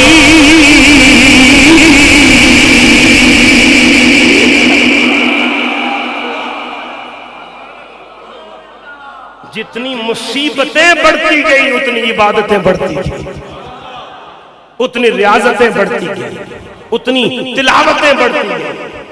اللہ اکبر کبیرہ۔ ہر خیمے میں عبادت کا نور ہے۔ اچھا کوئی باہر سے سنے نا تو جس طرح شہد کی مکھیوں کی آواز نہیں ہوتی، حسینی خیموں کے اندر سے ایسی آوازیں ذکر کی، درود کی، قرآن کی تلاوت کی، اللہ اللہ کی آوازیں آ رہی ہیں۔ ہاں رات کا پچھلا پہر ہو گیا، مخدومہ کائنات ثانی زہرا جو کربلا تک تو زینب تھی، پر کربلا کے بعد یہی زینب حسین بن گئی تھی۔ رات کا پچھلا پہر آیا، سیدہ زینب فرماتی ہیں میرے دل میں خیال آیا دیکھو تو صحیح خیموں میں کیا ہو رہا۔ فرماتی ہے میں ایک خیمے کے قریب گئی، یہ وہ خیمہ تھا جس میں میرے حسین پاک کے آوان و انصار موجود تھے۔ فرماتی ہے خیمے کے قریب گئی، مجھے لگا کہ کوئی گفتگو چل رہی ہے، میرے امام کے آوان و انصار سارے ایک خیمے میں ہیں، میرے امام کی اہل بیت ساری ایک خیمے میں ہے، خواتین ساری ایک خیمے میں ہیں۔ آپ فرماتی ہیں آوان و انصار کے خیمے کے باہر آوازیں آ رہی تھی، میں نے کان لگا کے سنا، اندر تکرار ہو رہی تھی۔ ایک کہہ رہا تھا جب صبح سورج نکلے گا حسین پر پہلے میں نے قربان ہونا ہے، دوسرا کہتا نا نا یہ پہلے مجھے حاصل ہونی ہے، کل میں نے حسین پہ قربان کرنا ہے، اپنے آپ کو قربان کرنا ہے۔ اسی بات میں تکرار ہو رہا تھا، ہر کوئی یہی کہہ رہا تھا میں پہلے قربان ہونا ہے، میں پہلے قربان ہونا ہے۔ کہتی ہے میں نے اللہ کا شکر ادا کیا مولا میرے بھائی حسین کو تو نے کیسے وفادار ساتھی دیے۔ کہتی ہے پلٹ کے دوسرے خیمے میں آئی جو خیمہ اہل بیت کا تھا، جہاں اکبر تھے، جہاں عباس تھے، جہاں قاسم تھے۔ جب کہتی ہے وہاں آئی تو وہاں بھی آوازیں آئی، تو میں نے کان لگا کے سنا تو اکبر کہتا ہے قاسم کو خبردار کل جدو قربانی دا ویلا آئے گا نا تے تو اگے بدن دی کوشش نہ کریں، پہلے میں بابا تو قربان ہوگا۔ قاسم کہتا ہے نہیں تو تصویر مصطفیٰ ہے، امام تجھے نہیں دیکھ سکیں گے زمین پر گرتا۔ اکبر یہ شرف مجھے عطا کر بھائی، پہلے میں نے حسین پاک پہ قربان ہونا۔ رات کا پچھلا پہر آ گیا، میرے امام کا خطبہ فرمایا جو مرکزی خیمہ ہے نا سب کو بلاؤ، سارے آوان و انصار سارے آ گئے. آپ نے فرمایا تمہارا آنا میں نے دیکھ لیا ہے, تمہارے دلوں کا اخلاص میرا اللہ قبول کرے. حسین تم سے راضی ہو گیا ہے, اور تم جانتے ہو نا حسین راضی تو حسین کا نانا بھی راضی, اور اگر حسین کا نانا راضی تو خدا بھی راضی. تو میں تمہیں اجازت دیتا ہوں اس وعدے کے ساتھ کہ تمہاری نیکی کا صلہ کل قیامت کے دن نانے سے شفاعت لے کر دوں گا. رات کا وقت ہے, تو سارے کے سارے چلے جاؤ. ان کو کسی اور سے کوئی غرض نہیں ہے, یہ میرے خون کے پیاسے ہیں, یہ صبح اپنی پیاس بجھا لیں گے, لہذا تم لوٹ جاؤ. یہ جملہ کہہ کہ میرے مولا نے اپنا چہرہ پاک پرلی طرف کیا کہ جس نے جانا ہو اٹھ جائے. جب رخ موڑ کے پھر دیکھا نا اپنے جان نثاروں کو, تو کوئی ایک بھی ایسا نہیں تھا جو اٹھ کر گیا ہو. کنی دیر ہوگی, کنی گرمی بیٹھے تو آڑے چمی کوئی ایک اٹھ کے گیا. اللہ اکبر, توجہ کرو, اس وقت کا عالم کیا ہوگا جب سخی حسین سامنے کوئی ایک بھی نہیں گیا. اچھا تم گئے نہیں ہو, جانا نہیں چاہتے ہو؟ اچھا شاید روشنی ہے اس لیے اندھیرے میں نکل رہے. آپ نے پھر فرمایا اکبر چراغ بجھا دو. لو میں نے چراغ بجھا دیا ہے, بخوشی تمہیں اجازت دیتا ہوں, جاؤ جان بچاؤ, مدینے میں رہو, مکے میں رہو, نانے کے روزے پہ جاؤ, کعبے کا حج کرو, حج کا موسم میں جاؤ, میری طرف سے تمہیں اجازت ہے, میں خوش ہوں, میں راضی ہوں. بڑی دیر کے بعد فرمایا اکبر چراغ جلاؤ. جب چراغ جلایا تو سارے کے سارے موجود تھے. اچھا فرمانے لگے نہیں گئے, تم نہیں جانا چاہتے. اچھا شاید تم اس بات سے گھبرا رہے ہو کہ راستے میں اگر تمہیں کسی نے دیکھ لیا تمہیں تانا دے گا, تمہیں کوئی کیا کہے گا کہ حسین کو چھوڑ کے آ گیا. چلو ایسے کرو, میرے پاس اہل بیت کی بچیاں ہیں, بچے ہیں, میں ان چھوٹے بچوں اور بچیوں کو تمہارے ہمراہ کر دیتا ہوں. اگر کسی نے پوچھا تو کہہ دینا اہل بیت کی شہزادیوں کو چھوڑنے جا رہے ہیں. جتنے بھی راستے, جتنے بھی سبیلیں بنتی تھی نا, ساری میرے مولا نے وہ سارے حربے طریقے اختیار کیے. فرمایا اب جاؤ, اب میں چراغ گل کرتا ہوں, جاؤ اکبر چراغ کو جاؤ. جب چراغ بجھایا گیا اور تیسری مرتبہ جب چراغ جلایا گیا, آپ نے نگاہ اٹھا کے دیکھا تو کوئی بھی گیا نہیں تھا. میرے نبی کے پورے صحابی حضرت حبیب ابن مظاہر اپنے گھٹنے زمین پر ٹیکے ہوئے ایسے ہاتھ جوڑ کے امام کے سامنے کھڑے تھے. امام ہمیں اپنے قدموں سے دور نہ کیجیے, ہمیں اپنے در سے دور نہ کیجیے. اب نہ پینے کی آرزو ہے, نہ کھانے کی تمنا ہے, تیرے سر کی قسم اب سر کٹانے کی تمنا ہے. فرمایا حبیب تم گئے کیوں نہیں ہو؟ حبیب کا جملہ سنیے. فرمایا ہم نہیں جائیں گے. کہا کیوں نہیں جاتے ہو؟ کہا ہم کوفے کے غدار نہیں ہیں, مدینے کے مصطفیٰ کے وفادار صحابی ہیں. ہم کوفے کے غدار نہیں ہیں, ہم مدینہ منورہ کے آپ کے نانا جان کے وفادار صحابی ہیں. ہم نے ساتھ جینے اور ساتھ مرنے کی قسم کھائی. حضرات میرے مولا راضی ہوئے, اور کیسے راضی ہوئے؟ فرمایا ادھر آؤ. پھر حبیب ابن مظاہر ادھر آؤ, عباس ادھر آؤ, قاسم ادھر آؤ, وہب ادھر آؤ, سارے ادھر آؤ. سب کو بلایا. کتنے راضی ہوئے, کتنے. ادھر توجہ کرنا, آج لوگوں نے حسین کو بڑا مجبور سا بنا دیا ہے. ایسے لگتا ہے جیسے پتہ نہیں سارے ہو کے پڑے اسی بندے تو لوگ کی کتی جان دیتے. ایسی بات نہیں ہے. میرا حسین دیکھو کیسا. ادھر توجہ کرنا. جب یہ جواب سنا نا, حسین کی طبیعت راضی ہو گئی, خوش ہو گئے. فرمایا اچھا وفادارو, وفا شعارو, آوان و انصارو, ادھر میرے پاس آؤ. ایسے لائن میں کھڑا کیا. فرمایا اے عباس ذرا نگاہ اٹھا, آسمان کی طرف دیکھ. جب نگاہ اٹھائی نا آسمان کی طرف, کیا نظر آ رہا ہے؟ امام ایک محل نظر آ رہا ہے, اس کے دروازے پہ عباس کا نام لکھا ہوا ہے. پھر جناب علی اکبر کو محل دکھایا, علی اصغر کو محل دکھایا, اونو محمد کو محل دکھایا, آوان و انصار کو, میرے نبی کے صحابہ کو, اپنے جان نثاروں کو. کربلا کی دھرتی پہ کھڑے ہو کر میرے حسین نے سب کو جنت میں ان کا مقام دکھا دیا. جو کربلا کے ٹپے پہ کھڑے ہو کے سب کو جنت کا مقام دکھا دے, وہ مجبور نہیں ہو سکتا. وہ شیر خدا کا شیر خدا بیٹا حسین ہے. اللہ اکبر. پچھلا پیر آ گیا. سیدہ زینب اپنے خیمے سے نکلی ہے, میرے امام کے خیمے میں آئی. میرے امام قرآن کی تلاوت کر رہے تھے. حسین نے مدینے میں بھی بڑا قرآن پڑھا, مکے میں بھی بڑا قرآن پڑھا, لیکن صدقے جو حسین کربلا کی دھرتی پر تو نے اس سوچ سے قرآن پڑھا, اس درد سے قرآن پڑھا, اس شان سے قرآن پڑھا کہ قرآن کا حرف حرف بھی تیری عظمت کا گواہ بن گیا. ایسے قرآن کی تلاوت فرما رہے, بہن آ کر کھڑی ہو گئی. سیدہ زینب کھڑی ہے, قدموں کی آواز سنی. صدق اللہ العظیم. میرے مولا نے قرآن بند کیا. بہن کیسے آئی ہو؟ عرض کی, اے میرے محترم برادر, میرے بھائی, میرے امام حسین, میں ایک سوال کرنے آئی ہوں.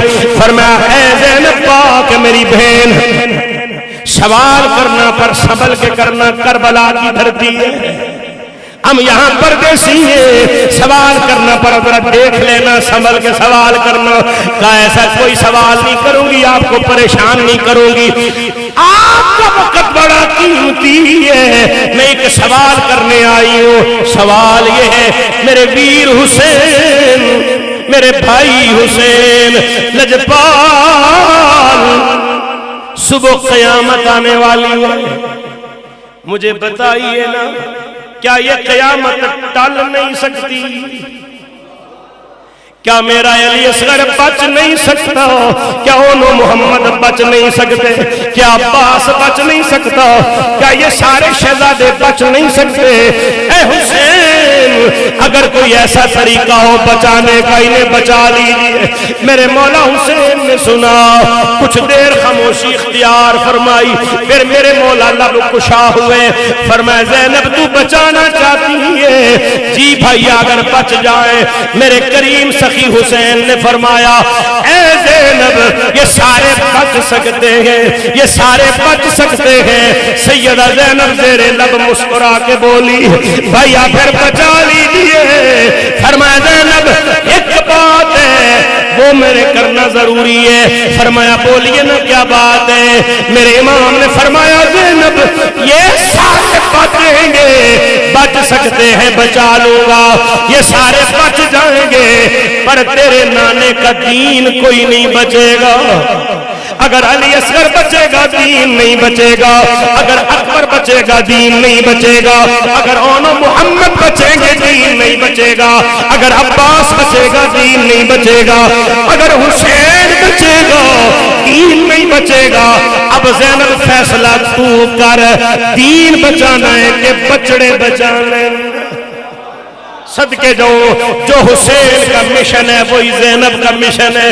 جس وقت سیدہ نے یہ سنا نانے کا دین بچانا ہے, اسی وقت فرمانے لگی, حسین پاک کا ماتھا چوم کے کہنے لگی, حسین اگر تو نے فاطمہ کا شیر پیا ہے تو زینب نے بھی فاطمہ کا شیر پیا ہے. اگر تو نانے کی دستار کا وارث ہے تو زینب بھی اپنی اماں فاطمہ کی چادر تطہیر کی وارث ہے. اگر تو علی کا بیٹا ہے تو زینب بھی علی کی بیٹی ہے. زینب فیصلہ کرنے لگی ہے. امام نے فرمایا, زینب ذرا سنبھل کے فیصلہ کری. عرض کرتی ہے, اے میرے بھائی حسین, اگر بچے دینے سے دین بچتا ہے تو زینب کا فیصلہ سنیے. زینب سارا کنبہ قبیلہ کٹائے گی, اپنے نانے کا دین بچائے گی. او سیختے مکھن جمونا, ڈاڈا اوکھا کم میں, بچڑے دے کے او دین بچونا, اے سخی حسین کا کم میں. فرمایا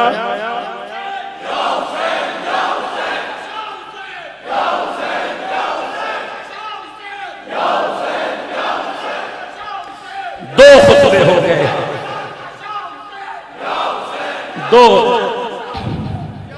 دو خطبے ہو گئے، بہت مختصر کر رہا ہوں۔ تیسرا خطبہ میرے امام کا، کربلا کی دھرتی ہے، 10 محرم الحرام ہے، سارا گلشن کٹ چکا ہے، دوپہر کا وقت ہے، جمعے کا دن ہے، وقت شہادت قریب ہے۔ میرے امام نے آخری خطبہ دیا اور خطبہ دینے سے پہلے اللہ کی حمد و ثنا بیان کی۔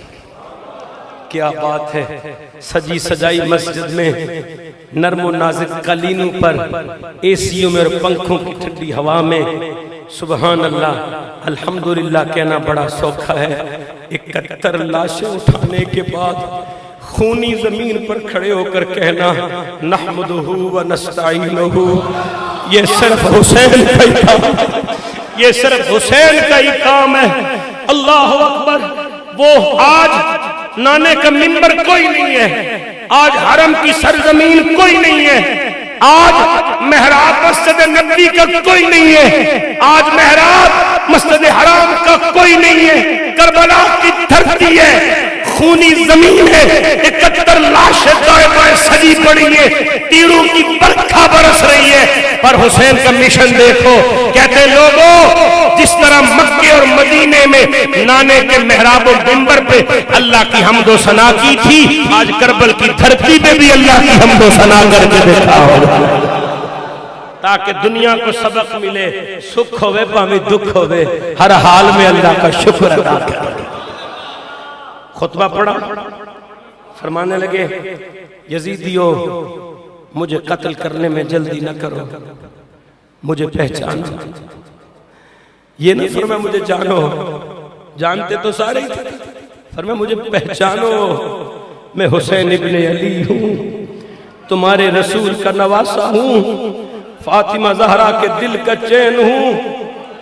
اور سنو آپ کے خطبے کی تیسری لائن، فرمایا سنو میں قسم کھا کے کہتا ہوں جب سے ہوش سنبھالی ہے ایک مرتبہ بھی کبھی جھوٹ نہیں بولا، ایک مرتبہ بھی کبھی جھوٹ نہیں بولا ہے، ہمیشہ سچ بولا ہے۔ اور ان سچوں میں جو میں نے سچ بولے ہیں، ایک سچ یہ بھی ہے، میں نے اپنے کانوں سے سنا، میرے نانا نے فرمایا ان الحسن والحسین سیدہ شباب اہل الجنہ۔ جس حسین کو تم شہید کرنے نکلے ہو نا، میرے نانا نے ایک بار نہیں کئی بار اپنی زبان حق ترجمان سے اس حسین کو جنتی جوانوں کا سردار فرمایا۔ بہرحال مختصر یہ مشن حسین دیکھیے، آواز آئی حسین تقریریں نہ کرو، بیعت کرنی ہے یزید کی تو کرو، نہیں تو جدھر تمہارے ساتھی گئے ادھر تم بھی جاؤ۔ جب یہ جملہ آیا نا تو میرے حسین نے کڑکدار آواز نکالی، علی کے لہجے میں حسین بولے، فرمایا بے ایمانو تم کیا سمجھتے ہو حسین ڈر گیا؟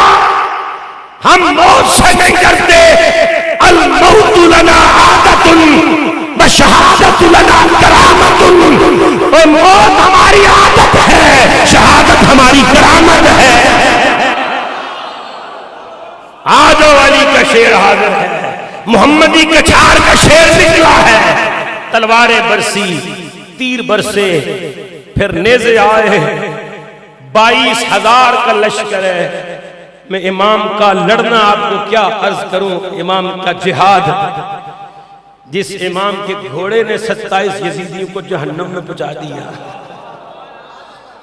امام کے ذوالجناح نے، امام کے گھوڑے نے 27 یزیدیوں کو جہنم میں پہنچا دیا۔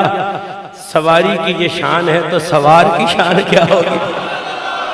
جب ذوالفقار حیدری چلی ہوگی، خدا کی قسم ڈھیر لگ گئے، لاشوں ڈھیر لگ گئے۔ اللہ اکبر۔ ایک طرف سے آواز آئی حسین ابن علی کی تلوار روکو، اگر یہ تلوار نہ رکی تو مورخ لکھنے پر مجبور ہو جائے گا کہ ایک ہی بندے نے دن کا سورج غروب ہونے سے پہلے پہلے 22,000 کو ذبح کر دیا۔ ایک نئی تاریخ لکھی جائے گی، حسین کی تلوار روکو روکو، آواز آئی تلوار ہی تو نہیں رکتی، یہ شیر خدا کی تلوار ہے، یہ حیدر کرار کی تلوار ہے، تلوار ہی تو نہیں رکتی، کیا کرے؟ اللہ اکبر۔ ایک بے ایمان بولا، اس نے کہا مجھے پتا ہے تلوار کیسے رکے گی۔ کہا کیسے رکے گی؟ کہا حسین کی تلوار روکنی ہے تو پھر اذان پڑھو، اذان پڑھو۔ کربلا کی دھرتی پہ ایک طرف سے اذان کی آواز آئی، میرے امام نے تلوار روک لی، فرمایا رب کا بلاوا آ گیا، میرے یار کا پیغام آ گیا، یار کا حکم آ گیا، اب پہلے نماز پڑھوں گا پھر تمہارا کام تمام کروں گا۔ میرے مولا نے نماز نیت لی، نماز کی حالت میں آ گئے، نماز کی کیفیت میں آ گئے۔ اللہ اکبر۔ اذان کی آواز آئی تو حسین کی تلوار رک گئی، تلوار رک گئی، وہ تلوار جو نہیں رکتی تھی، سینکڑوں کاٹے نہیں رکی، میمنہ میسرہ گاجر مولی کی طرح ڈھیر لگا دیے، نہیں رکی، نہیں رک رہی، لیکن اذان کی آواز آئی، تلوار حسین کی رک گئی۔ میں بھی حسینی ہوں، آپ بھی حسینی ہیں۔ تلوار اذان کی آواز سن کر حسین کی تلوار رک جائے اور اذان کی آواز سن کر تیری دکان کا شٹر بند نہ ہو، کس منہ سے اپنے آپ کو حسینی کہے گا؟ اذان کی آواز آئی، امام کی تلوار رک گئی اور اذان کی آواز سے تیرے گھر کا ٹی وی بند نہ ہوا تو کس منہ سے خود کو حسینی کہے گا؟ اذان کی آواز آئی، حسین کی تلوار رک گئی لیکن تیرا موبائل فون نہ رکا تو کس منہ سے اپنے آپ کو حسینی کہے گا؟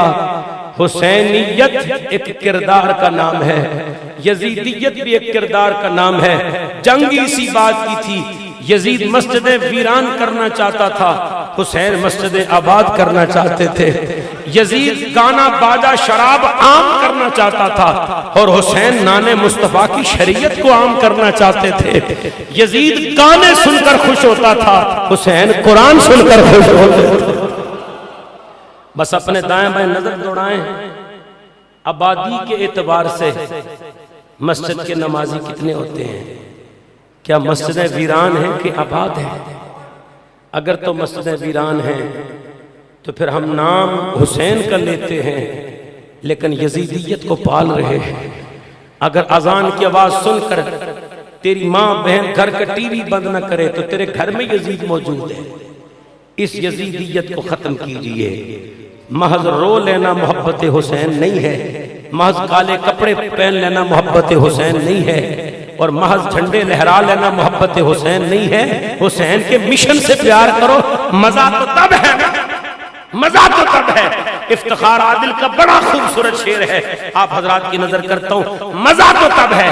افتخار عادل کہتے ہیں مزہ تو تب ہے کہ حضور حق علی یہ کہتے ہیں، حضرت مزہ تو تب ہے کہ حضور حق علی یہ کہتے ہیں کہ یہ شخص گناہگار تو ہے مگر حسین کا ہے۔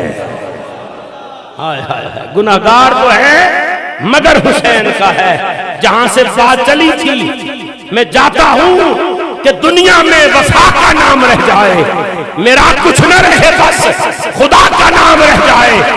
سجدہ ہو گیا میرے امام پر، تیروں کی برسات ہے، آخری خطبے کے آخری جملے فرمایا لو کان دین محمد لم یستقم الا بقتلی ویا صفوف خذونی وشا صفوف خذونی ویا صفوف خذونی۔ اے تلواروں، اے برچھیوں، اے نیزوں بھالو خنجروں، اگر میرے شہید ہونے سے نانے کا دین بچتا ہے تو تلواروں رکی ہوئی کیوں ہو؟ خنجروں کدھر چلے گئے ہو؟ برچھیوں کہاں گم ہو گئی ہو؟ آ جاؤ تلواروں، آ جاؤ نیزوں، آ جاؤ برچھیوں، آ جاؤ تیروں۔ حسین کا سینہ حاضر ہے، حسین اپنی جان لٹانا چاہتا ہے، نانے کا دین بچانا چاہتا ہے۔ پھر کیا ہوا؟ کربل کی زمین پہ حسین کٹ گئے پر دین بچ گیا۔ نانا 72 تسبیحاں پڑھی تھی نا، 70 تسبیحاں مجھے نہیں گرنے دیا تھا، دیکھ لے نانا آج میں نے تیری ایک ایک تسبیح پہ ایک ایک جان قربان کی ہے، 72 تن قربان کیے ہیں، خود گر گیا ہوں پرچم اسلام کو گرنے نہیں دیا، خود گر گیا ہوں تیرے قرآن کو رحل سے گرنے نہیں دیا۔ جس دین کے لیے میرے نبی نے طائف میں پتھر کھائے، جس دین کے لیے میرے نبی لہو لہان ہوئے، جس دین کے لیے میرے نبی سے سوشل بائیکاٹ کیا گیا، جس دین کے لیے میرے آقا کریم علیہ السلام کی پشت انور پہ اوجریاں رکھی گئی، جس دین کے لیے میرے آقا کریم علیہ السلام مہاجر ہوئے، جس دین کے لیے میرے مولا کے حسین نے، میرے نبی کے حسین نے قربانیاں پیش کی، جس دین کے لیے حسین نیزے کی نوک پہ چڑھ گیا، وہ دین آج میرے پاس ہے، وہ دین آج تیرے پاس ہے، وہ دین آج ہمارے وطن کے پاس ہے، وہ دین آج ہمارے ملک کے پاس ہے، وہ دین آج ہمارے ہاتھوں میں ہے۔ انہوں نے دین کے ساتھ وہ کیا جو ان کی شان کے لائق تھا، ہمیں بھی گریبانوں میں جھانکنا ہے اس دین کے ساتھ ہم کیا کر رہے ہیں، اس دین کے ساتھ ہم کیا کر رہے ہیں، اس دین کے ساتھ وفا کیجئے، اس دین کا حیا کیجئے۔ 2 چیزیں کربلا والے دے کر گئے ہیں، ایک قرآن اور ایک نماز۔ ایک قرآن، سارا جسم سخی حسین کا تیرا نال پروتا، پھر بھی سید ریت تکتی تے نیت نماز کھلوتا، خنجر کے نیچے قضا نہیں ہوئی، نیزے کی نوک پہ قرآن کی تلاوت کا ناغہ نہیں ہوا، تلاوت بھی جاری ہے، نماز بھی جاری ہے۔ تو قیامت تک جن کے پاس تلاوت قرآن ہے، جن کے پاس 5 وقت کی نماز ہے، وہی سچے سچے حسینی ہیں۔ اللہ پاک ہم سب کو مشن حسین سے محبت کرنے کی توفیق عطا فرمائے، خون حسین سے وفا کرنے کی توفیق عطا فرمائے۔ جس طرح ہم محبت سے ان کا نام لیتے ہیں، اللہ کرے ان کی سیرت صورت کردار سے بھی اللہ ہمیں پیار کرنے کی توفیق عطا فرمائے۔ اس مسجد کی رونقوں کو اللہ مزید دوبالا فرمائے۔ آپ حضرات کے جو ستارے ملے ہوئے نا، یہ اسی کی برکت ہے، اللہ پاک مزید برکتیں عطا فرمائے۔ وآخر دعوانا الحمدللہ رب العالمین۔